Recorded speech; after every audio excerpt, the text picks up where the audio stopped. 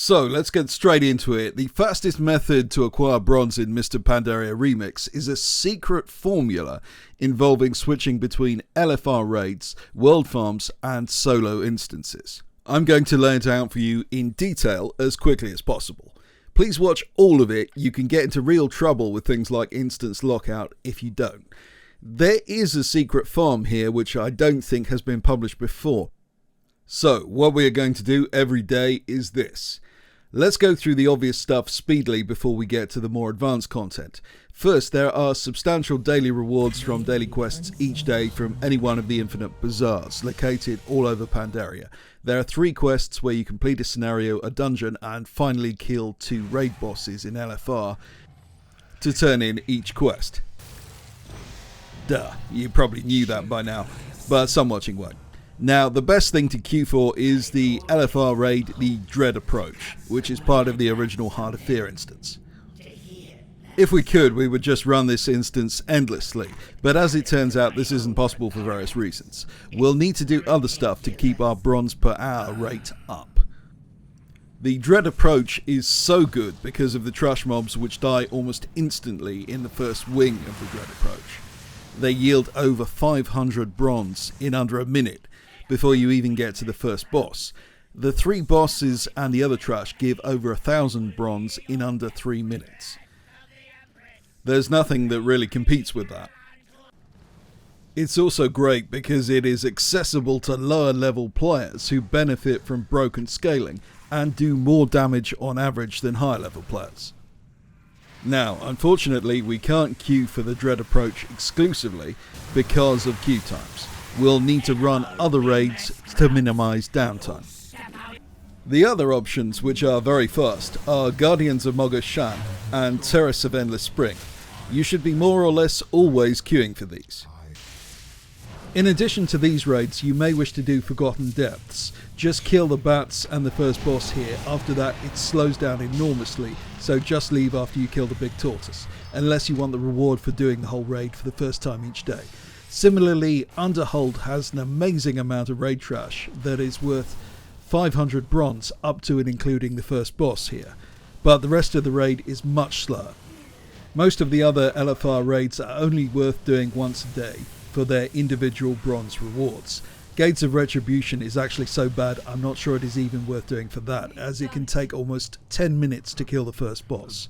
Also be aware that the Klaxi encounter in the Downfall wing of Siege of Orgrimmar literally bugs out frequently.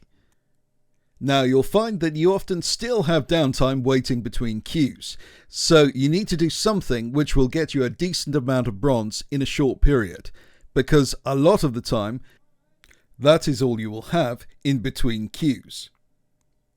The best farm I found for this purpose is hidden away and phased. For this reason, Blizzard haven't nerfed it yet, as they did with all the other farms. It is Alliance only. Go through the main Jade Forest questline till you get the quest Let Them Burn. This gives you 4 ginu warriors to fight for you.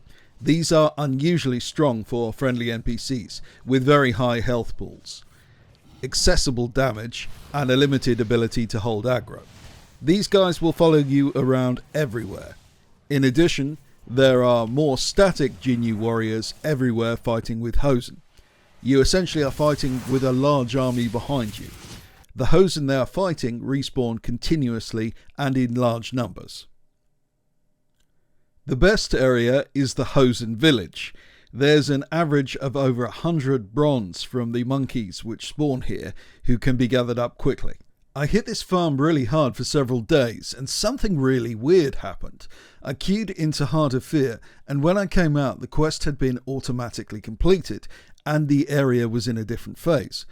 I'm not sure if this was some kind of anti-farming tech Blizzard have, or someone manually rolled it forward. It didn't matter much to me, as I'd basically outgrown the farm by that stage, but it was just really odd. There's several alternative options if you are Horde or can't or don't want to do this farm. First, there's a similar instant respawn farm around Lion's Landing and Domination Point for Alliance and Horde respectively. You'll need to complete the intro scenarios for those areas as they're phased out when you enter Pandaria for the first time. You'll need to complete the quest Meet the Scout at the Vale of Eternal Blossoms in your faction base. Then complete several other introductory quests to bring Lion's Landing and Domination Point into existence. Then you'll be able to farm the areas around these fortresses where the two factions will be fighting it out. Again, because these areas are phased, Blizzard doesn't seem to have got around to nerfing it yet. You can also fill in time effectively between queues by killing world bosses. These drop some nice loot. Also, there's a ton of rares across Pandaria. These also drop good loot. However, I found it quite difficult to locate them because they tend to be killed instantly the moment they spawn. But if you see one, it is basically free bronze. Depending on your class and gear, somewhere between eye level 4 and 500, it starts to become viable to solo raid trash content, and increasingly actual bosses. The best farm to do solo is again Heart of Fear. You can get around 300 bronze from the trash around the first boss. This isn't bad, but it's been heavily nerfed and can cause problems with instance lockout. When you get to eye level 500, soloing normal and even heroic bosses will start to become the main focus. This means you can just practice your normal rotation and the boss will eventually die. Other bosses have more complex mechanics, which are beyond the scope of this video, but they're usually not too hard to figure out. However, normal raids are completable solo even for a squishy DPS class with best in slot gear, and other classes will be able to do it much earlier. I found it very important to get 49%, that's the maximum, 49% leech for the purposes of soloing. You really need the healing from your damage if you don't have any specialist healing abilities. Now, generally you'll find you want to optimize for speed, and that's because most LFR groups don't really know what they're doing.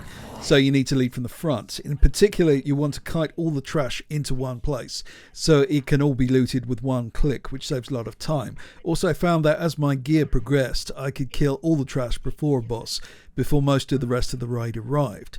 To do this, I combined a Trailblazer cogwheel gem with the identical Trailblazer talent hunters have access to, which essentially enables you to move as fast as a mount. Also, if you have any way to extend the range of your abilities, use it.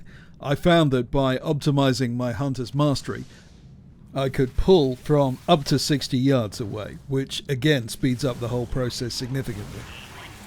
Now, many YouTubers and guide makers have suggested flying around, obtaining orbs. This is not a very efficient method. It's difficult to beat 5,000 bronze per hour doing it.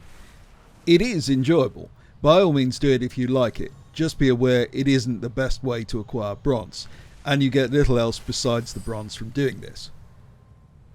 There is, however, a secret technique to make this worthwhile I've not seen mentioned elsewhere, and that's simply to drop your toon near a cluster of orbs outside an instance or while queuing. Whenever you get out of whatever you have been queuing for or leave the raid through the entrance, you can just pick up the cluster again. Effectively, you force them to respawn. This will significantly increase the amount of bronze per minute you will get with flying.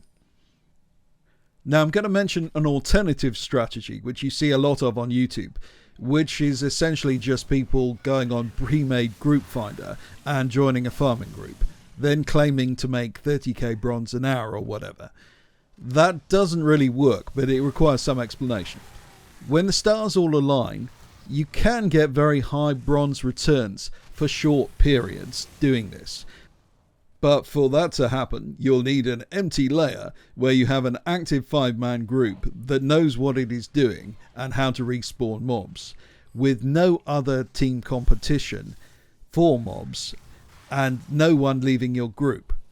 In practice, this never happens for very long, and you end up doing a crappy solo or duo farm, wondering if you should waste more time trying to join another group. This strategy is somewhat more viable if you have access to a guild and some competent guildmates.